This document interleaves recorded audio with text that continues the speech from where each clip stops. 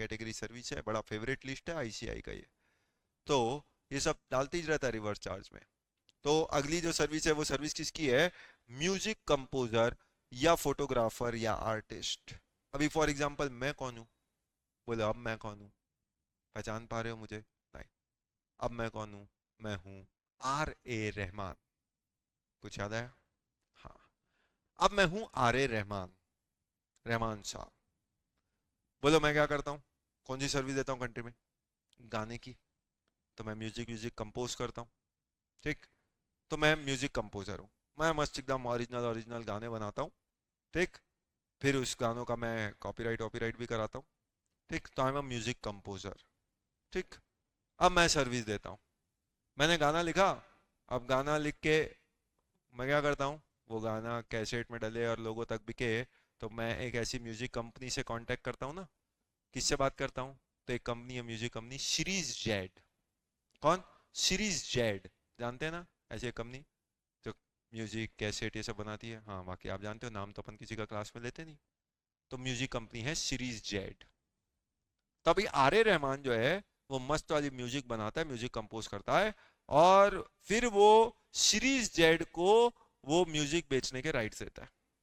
अब series Z क्या करता है? मस्त वो म्यूजिक को, रहमान साहब की म्यूजिक को मस्त कैसेट वैसेट सीडी डीवीडी उसमें डब करता है। और फिर क्या करता है? आगे उसको फर्दर कस्टमर को बेचता है। जब वो आगे कस्टमर को बेचेगा, उससे पैसा लेगा, वो सब तो आगे की कहानी सिंपल हो गई। अब बोलो जितनी कैसेट बिकेगी, जितना गाना बिकेगा, उसके लिए सीरीज जेड रहमान साहब को कुछ पैसा देगा कि नहीं देगा? कि बस ऐसे ही बेचता रहेगा, मस्त कमा लेगा? करेक्ट। रहमान साहब को पैसा मिलेगा कि नहीं? क्या का पैसा मिलेगा? रॉयल्टी। रॉयल्टी। कि भैया इतना जबरदस्त म्यूजिक कंपोज किया है उन्होंने, तो इस बात के लिए आज सीरीज जेड जो है रहमान साहब को रॉयल्टी देता होगा, कुछ पैसा देता होगा कि नहीं? तो बोलो who is the service provider?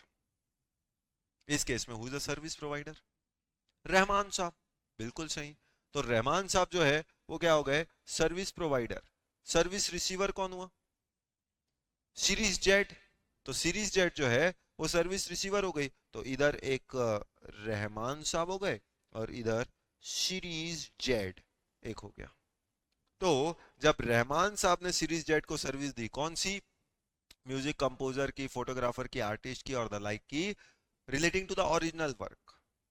तो वो जब सर्विस दी, देखा जाए तो he is the service provider Rahman sahab. Series Z is the service receiver. Normal course होता तो रहमान साहब क्या करते? सीरीज जेड से अपना रॉयल्टी का तो पैसा लेते, उसका जीएसटी भी लेते, गवर्नमेंट को पे करते। अरे गवर्नमेंट ने बोला कहाँ रहमान साहब को हम जीएसटी में लाएंगे? रहमान साहब जो है उनको सुर ताल फोकस करने दो, कहाँ जीएसटी के सुर ताल में ला रहे हो उनको? तो रहमान साहब आप गाने में बिजी रहिए। लेट सीरीज जेड, जब सीरीज जेड इतना सब काम कर सकता है, ये तो बिजनेस है, ये सब काम करेगा। तो जब सीरीज जेड ये काम कर सकता है तो हमको जीएसटी देने का काम भी रहमान साहब हम आप रहने दो, हम इसी से कर लेंगे।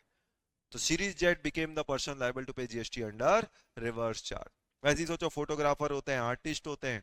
अब ये लोग काम करेंगे, किसको सर्विस दे रहे हैं? प्रोड्यूसर और द लाइक को सर्विस दे रहे हैं। कहाँ हमने ये आर्टिस्ट फोटोग्राफर, भैया तू फोटो खींच बढ़िया बढ़िया, फोटो मस्त आनी चाहिए।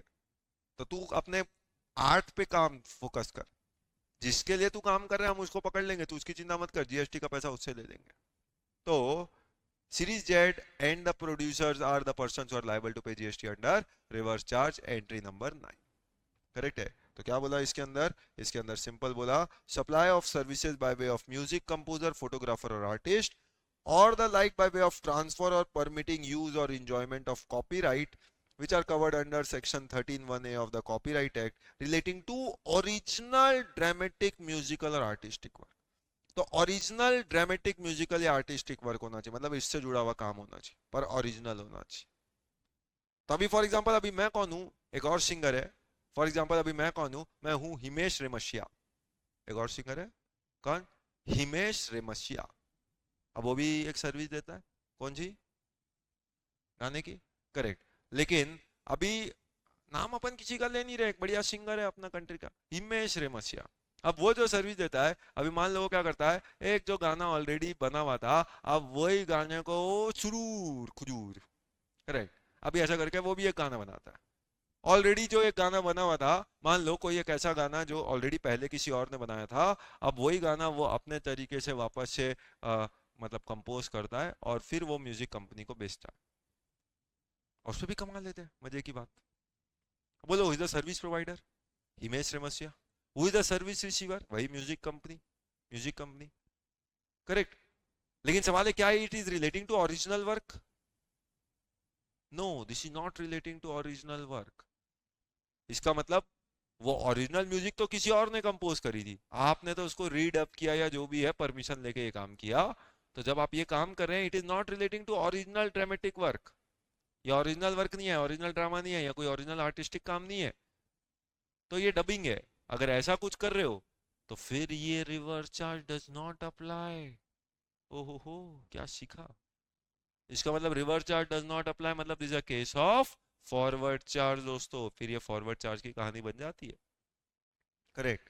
तो क्लियर हो गया कब रिवर्स चार्ज? सिर्फ जितना बोला उतने पे ही रिवर्स चार्ज है, इसके अलावा और किसी चीज पे रिवर्स चार्ज नहीं है। और किसी चीज पे रिवर्स चार्ज नहीं है। तो बोले एंट्री नंबर 9 क्लियर? यस हो गया तो बोलिएगा यस सर। तो वैसे ही अब अगली सर्विस जो है वो किसकी है? अब अगली सर्विस है वो आप जानते हैं किसकी होती है? ऑथर। ऑथर सर्विस देता है किसको? पब्लिशर को। अब ऑथर मतलब कौन होता है? बुक लिखने वाला। जैसे मान लो किसी ने जीएसटी की किताब लिखी। अब समझ आ रहा है आपको धीरे धीरे। अब बोलो किताब किसने लिखी? ऑथर ने। अब ऑथर ने एक किताब लिखी, ठीक बात है। अब मैंने तो वो किताब छापी नहीं होगी, छापी तो किसने? पब्लिशर ने। तो आज ऑथर एक किताब लिखता है और वो किताब ऑब्वियसली मान लो जैसे मैंने किताब लिखी उसका कॉपीराइट करा लिया। अब वो मैं पब्लिशर को देता हूँ कि भैया देखो ये किताब है, अब आप तुम इसको प्रिंट करो बढ़िया तरीके से, पार्ट 1 पार्ट 2 पार्ट 3 पार्ट 4 करके प्रिंट करना, मॉड्यूल 1 मॉड्यूल 2 मॉड्यूल 3 मॉड्यूल 4 करके प्रिंट करना। हाँ हाँ हाँ, सब सब आएगी आप तक, चिंता क्यों करते हैं। और अब आप क्या करते हो? आगे बेचना। अब आगे पब्लिशर कस्टमर को बेचेगा वो ठीक है, वो उसका काम है।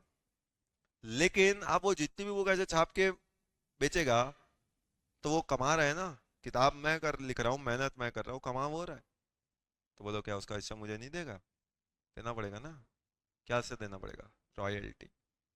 तो अब बताओ, ऑथर जिसने किताब लिखी वो सर्विस दे रहा है किसको? पब्लिशर को।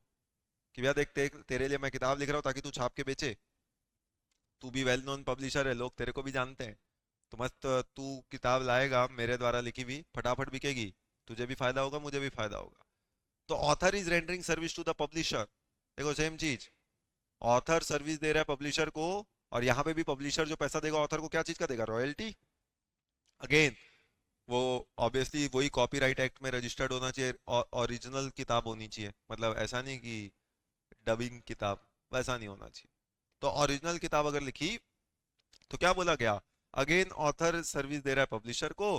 कहाँ हमने ऑथर को इतना सब डिस्टर्ब करना है। गवर्नमेंट ने बोला ऑथर साहब आप किताब लिखने पे फोकस करो, आप जीएसटी की किताब लिखो, जीएसटी जो है वो हम सामने वाले से ले लेंगे, आप चिंता मत करो, आप बस जीएसटी की किताब लिखो। तो जब ऑथर पब्लिशर को सर्विस देता है, तो ऑथर ने जब पब्लिशर को सर्विस दी, गवर्नमेंट ने उठा के इस सर्विस को भी किस में डाल दिया? रिवर्स चार्ज में। जैसे कि for example, example of this can be क्या? जैसे ऑथर कौन है? फॉर एग्जांपल आप जानते हैं ऑथर कौन है? बच्चन साहब। करेक्ट। अब मान लो वो ऑथर है, ठीक। उन्होंने एक किताब लिखी, कौन सी? बान बाग। देखी होगी आपने किताब, बान बाग। हाँ, नाम तो आप जानते हो ना। बच्चन सर का तो अपन ने रिस्पेक्ट से नाम लिया, लेकिन किताब बान बाग। अब उन्होंने किताब लिखी बान बाग, फिर आप जानते हो एक पब्लिशर ने वो किताब को छापी जो कि बन गई बेस्ट सेलर। देखी कि नहीं देखी? नहीं देखी तो आज ही पेरेंट्स के साथ बैठ जाओ, चली रही होगी वो टीवी घर में, ठीक। तो अभी सोचो, तो एक ऑथर है जिसने वो किताब लिखी, बच्चन साहब, किताब थी बान बाग, कोई पब्लिशर था उसने छापा, और जब पब्लिशर ने वो किताब छापी, जो बेचेंगे उससे पब्लिशर जो कमाएगा वो तो अलग बात है, लेकिन पब्लिशर ने इस काम के लिए बच्चन साहब को कुछ पैसे दिए थे कि नहीं दिए थे? वो काय का चेक था? वही तो रॉयल्टी थी। अब वो जो रॉयल्टी है, बोलो अब इसमें जीएसटी कौन देगा? गवर्नमेंट बोला बताओ बच्चन साहब को हम अगर वहां जीएसटी में कंफ्यूज कर देंगे और डिस्टर्ब कर देंगे तो क्या वो इतनी अच्छी किताब लिख पाएंगे? तो गवर्नमेंट ने बोला बच्चन साहब आप किताब पे फोकस करो, बाकी हम पब्लिशर से बात कर लेंगे। तो it is the publisher who is the person liable to pay GST under reverse charge, correct. तो अमिताभ बच्चन साहब की किताब, कौन सी किताब, पान बाग, करेक्ट। तो वो पब्लिशर ने छापी ना, तो इस केस में इसको भी डाल दिया किस पे, रिवर्स चार्ज पे, रिवर्स चार्ज पे। लेकिन अब जरा सोचिए, जरा सोचिए, मैंने किताब लिखी, ठीक, पब्लिशर ने उसे छापी और बेची, आपने डाल दिया इसको रिवर्स चार्ज में। बोलो is the person liable to pay GST, publisher. Publisher is the person who is liable to pay GST. चलो ये बात तो समझ में आ गई कि publisher is the person liable to pay GST. लेकिन अब सवाल ये उठ रहा है, सवाल ये उठ रहा है कि भैया मैंने किताब लिखी है, मेरे पास भी तो कुछ इनपुट्स होंगे, मेरे जो इनपुट्स पड़े थे, मैंने कुछ कैपिटल गुड्स खरीदा होगा, मैंने कुछ सर्विसेज ली होंगी, मेरे पास भी तो जीएसटी पड़ा था इनपुट के तौर पे। अब मैं क्या करूं उस इनपुट का, मैं क्या करूं उस इनपुट का, सोचो। वो तो इनपुट पूरा वेस्ट हो गया मेरा, क्यों, क्योंकि गवर्नमेंट ने टैक्स की लायबिलिटी पब्लिशर पे डाल दी, आप पे, यू आर अ पब्लिशर। अब आप तो जो टैक्स है आप जानते हो, रिवर्स चार्ज में आप पूरा टैक्स पे करोगे और जो भी टैक्स पे किया था आगे चल के आप उसका क्रेडिट ले लोगे, तो आपका तो ठीक है, मेरा तो क्रेडिट बर्बाद हो गया ना, पड़ा पड़ा पूरा सड़ गया, क्योंकि मैं अब क्रेडिट किससे लूं, टैक्स तो आपको देना है, तो गलत हो गया ना। तो कल को अगर मैं बोलूं, मैं अगर गवर्नमेंट को बोलूं, क्या बोलूं कि सर छोटी सी यहाँ पे गलती हो गई कि आप टैक्स उसको देने बोल रहे हो, मेरा तो पूरा इनपुट का नुकसान हो रहा है ना साहब, इस पे टैक्स मैं देना चाहता हूँ, प्लीज कुछ करिए। तो अगर ऑथर ये बात रिक्वेस्ट करे, तो अगेन एक ऑप्शन दिया गया, क्या, कि ऑथर चाहे तो फॉरवर्ड चार्ज ऑप्ट कर सकता है। Author can opt for forward charge, मजे की बात, तो यहाँ पे ऑथर को फॉरवर्ड चार्ज का ऑप्शन मिलेगा। तो अगर फॉरवर्ड चार्ज ऑप्ट करना है तो उसके लिए एनेक्सर 1 गवर्नमेंट को तो बताना पड़ेगा, तो गवर्नमेंट को बताए बाय फाइलिंग एनेक्सर 1 कि sir author is opting for forward charge, और फॉरवर्ड चार्ज में वो अपनी लाइबिलिटी को डिस्चार्ज करेंगे। और अगर author has opted for forward charge तो फिर publisher is not liable to pay GST under reverse charge. इसका मतलब ऑथर को ऑप्शन दिया गया to pay tax under forward charge. अब ऑथर अगर फॉरवर्ड चार्ज में टैक्स देगा, तो मजे की बात यह है, आप पब्लिशर है, आपको क्या सपना आएगा कि ऑथर इज लायबल टू पे, author is opted for forward charge. सोचो, आपका तो काम है, आप और भी लोगों की किताब छापते हो, जिसकी भी किताब छापते हो आप उसको जो भी पेमेंट करते हो उसका जीएसटी आप ही रिवर्स चार्ज में पे कर देते हो। तो मेरी भी किताब छापी, उसका जीएसटी आपने पे कर दिया, जबकि मैंने बिल दिया था, बिल में मैंने भी जीएसटी जोड़ के दिया था। अब आपने नहीं देखा ध्यान और आपने सीधा उसका भी जीएसटी रिवर्स चार्ज में पे कर दिया, आपकी कोई लाइबिलिटी है नहीं, है ना, तो डबल डबल टाइप का टैक्स लग रहा है आप पे। Excuse। तो अब हुआ क्या, अब यहाँ पे, इसीलिए आपको भी तो बताना पड़ेगा मुझे, तो जो आपको बताना पड़ेगा इसके लिए वो केस आया, क्या, एनेक्सर 2। तब मैं क्या करूंगा, मैं एनेक्सर 2 में ये जानकारी आपको दूंगा। तो जो ऑप्शन उधर जीटीए वाले को दिया गया था, वही ऑप्शन इधर मुझे भी दिया गया एज एन ऑथर, कि मैं चाहूं तो फॉरवर्ड चार्ज ऑप्ट कर सकता हूं, पर एनेक्सर 1 में मैं जानकारी गवर्नमेंट को दूंगा और एनेक्सर 2 में ये जानकारी जो है मैं पब्लिशर को दूंगा। और एक बार अगर मैंने आपको जानकारी दे दी तो फिर I am the person liable to pay GST under forward charge, फिर ये case outside the scope of reverse charge हो जाएगा दोस्तों, वहां पे रिवर्स चार्ज नहीं लगेगा। लेकिन अगर एक बार मैंने फॉरवर्ड चार्ज ऑप्ट किया, तो ऐसा नहीं कि एक के लिए और एक के लिए, अगले 1 साल तक फिर मैं ये ऑप्शन को विड्रॉ नहीं कर सकता। If I opted for forward charge, जिस दिन ऑप्ट किया वहां से 1 साल तक मैं इस ऑप्शन से बाहर नहीं आ सकता, करेक्ट। तो इसलिए क्या बोला गया, तो यहाँ पे अगेन देखिए, nothing contained in this entry shall apply, इस एंट्री में लिखा गया कोई भी बात अप्लाई नहीं होगा। शर्त वही है, देखो डिक्लेरेशन दे रहा हूँ किसको, गवर्नमेंट को दे रहा हूँ एनेक्सर 1 में, करेक्ट, कि मैं फॉरवर्ड चार्ज में लाइबिलिटी पे करूंगा, तो वो बात मैंने गवर्नमेंट को दिया। और अगर मैंने ये ऑप्शन ऑप्ट किया तो I will not withdraw the said option within a period of 1 year, कब से, from the date of exercising such option. कल को एमसीक्यू में ये सब चीजें पूछ ले, तो 1 साल तक आप इस ऑप्शन को विड्रॉ नहीं कर सकते। सिमिलरली मैं एक डिक्लेरेशन दूंगा आपको in annexure 2 on the invoice issued by him to the publisher. तो मैं ये जानकारी आपको एनेक्सर 2 में दूंगा। इसीलिए आप देखते हैं जब आपने जीटीए पढ़ा तो वहां पे लिखा गया था कि मैं जीटीए वाला पर्सन लायबल टू पे फ्लैट को इन्फॉर्मेशन दूंगा एनेक्सर 3 में। तो आपके दिमाग में एक सवाल आया था कि सर एनेक्सर 3 में देंगे तो 1 और 2 कहाँ गए? तो 1 और 2 गवर्नमेंट ने इनके लिए पहले बना रखा था, जीटीए वालों के लिए तो बाद में आया था ये चीज, ऑथर वालों के लिए ये चीज शुरू से था। इसलिए गवर्नमेंट ने एनेक्सर 1 और 2 इनके लिए बना रखा था।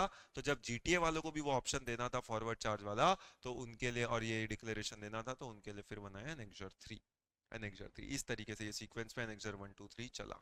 ठीक बात है कि नहीं? बोलो समझ में आया कि नहीं? करेक्ट। तो अभी ऑथर पब्लिशर की सर्विस देख ली और अपन ने आर्टिस्ट वाली सर्विस रहमान साहब की सर्विस देख ली। अब आप इसमें गलती क्या करेंगे एग्जाम हॉल में? आप इसमें गलती क्या करेंगे एग्जाम हॉल में? आप इसमें गलती ये करके आएंगे इतना समझाने के बाद कि क्वेश्चन में दिया रहेगा रहमान साहब ने सीरीज जेट को सर्विस दी, रहमान साहब जो है वो फॉरवर्ड चार्ज ऑप्ट करना चाहते हैं और टैक्स देना चाहते हैं, बताइए क्या ऐसा कोई ऑप्शन अवेलेबल है क्या उनके पास? और आप बोलेंगे हाँ बिल्कुल, वो डिक्लेरेशन दे दें, एनेक्सर 1 फाइल करें and Rahman sahab will be the person liable to pay tax under forward charge, और फिर वहां पे सीरीज जेट को चुकाने की जरूरत नहीं है। आपका अटेम्प्ट हो जाएगा फॉरवर्ड चार्ज और नंबर हो जाएंगे रिवर्स चार्ज। कारण क्या ये ऑप्शन मैंने आपको एंट्री 9 में सिखाया था? नहीं, ये ऑप्शन 9A में है, पर आप एग्जाम में इसको एंट्री नंबर 9 में लगा के आएंगे इतना बोलने के बावजूद। ये गलती करेंगे आप। तो जब आप एग्जाम में सॉल्व करेंगे तो आप एंट्री नंबर 9 में क्या करेंगे, यहाँ पे रिवर्स चार्ज की जगह फॉरवर्ड चार्ज का ऑप्शन दे देंगे। तो सावधानी रखिएगा, क्या लिख भी देता हूं यहाँ पे, option of forward charge is not available. ये वाले केस में फॉरवर्ड चार्ज का ऑप्शन नहीं है। फॉरवर्ड चार्ज का ऑप्शन सिर्फ आपको एंट्री 9A के लिए दिया गया है। 9 के लिए option of forward charge available नहीं है आपके लिए दोस्तों। आ गई बात समझ में कि नहीं? करेक्ट। तो इसका मतलब कब फॉरवर्ड चार्ज मिलता है कब नहीं मिलता है, ये सारी बातें अपन ने पूरा डिस्कस किया। ठीक।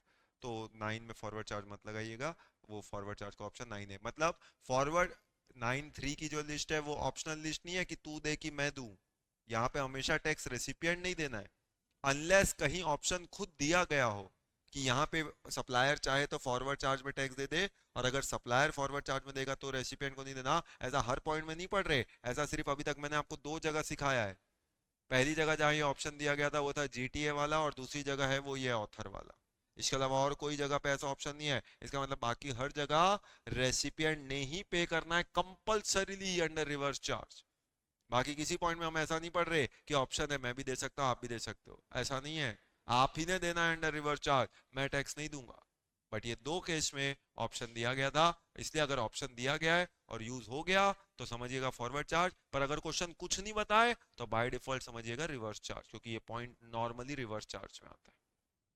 तो ये वाला 2 पॉइंट भी हमारा हो गया, यानी एंट्री नंबर 9 और 9A, ये दोनों सर्विस भी अपन ने देख ली। अब जब 9 देख लिया तो अगली जो है वो अगेन एक छोटी सी सर्विस है जो बस आप फॉर्मेलिटी के लिए पढ़ लीजिए। आरबीआई की एक कमिटी है, ओवरसीइंग कमिटी। अब ओवरसीइंग कमिटी जो है आरबीआई के अंदर, तो मेंबर्स ऑफ ओवरसीइंग कमिटी होते हैं, वो सर्विस देते हैं किसको? रिजर्व बैंक ऑफ इंडिया को। तो ओवरसीइंग कमिटी ऑफ आरबीआई जो है वो आरबीआई को सर्विस देती है, जिसके लिए आरबीआई उनको कुछ पैसा देती है। बोलो सर्विस प्रोवाइडर कौन है? ओवरसीइंग कमिटी जो उसके मेंबर है। सर्विस रिसीवर कौन है? आरबीआई। आरबीआई इस चीज के लिए पैसे देती है। अब गवर्नमेंट ने ओवरसीइंग कमिटी को छोड़ा, ओवरसी किया, बोला इनको जान दो, आरबीआई को बोलो कि उनका टैक्स हमको दे देगी। So RBI is the person liable to pay GST under reverse charge.